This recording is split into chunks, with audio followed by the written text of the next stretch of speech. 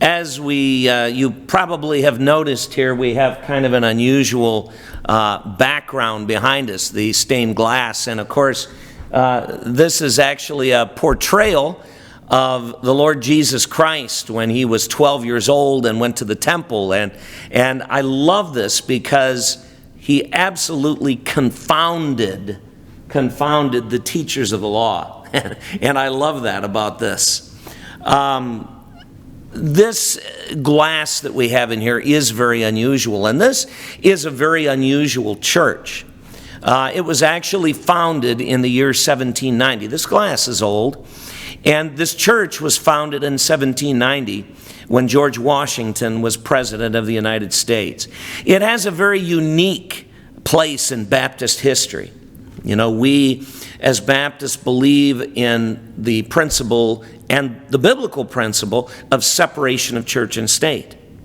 This church participated in a letter exchange with President Thomas Jefferson in 1801 and 1802 concerning this principle.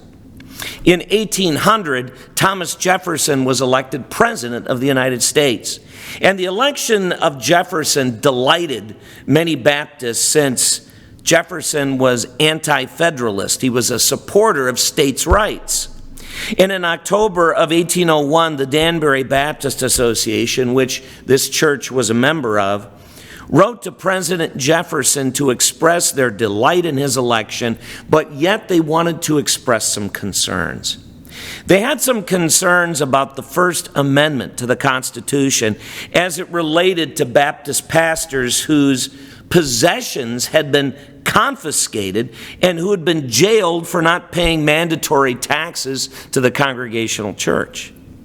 They also had grave concerns about the entire concept of the First Amendment and its guarantee of the free exercise of religion. Because this statement was included in the Constitution, it suggested to them that the right of religious expression was government given. In other words, what we call an alienable right, as opposed to a God-given right, an inalienable right. And so Jefferson wrote with sympathy and agreement to the Danbury Baptists. So that gives us a brief overview, a little bit of our participation with our church here, the Baptist Church of Danbury, which originally was called Second Baptist Church, and the name was changed sometime in the 1800s because there was a First Baptist Church in Danbury.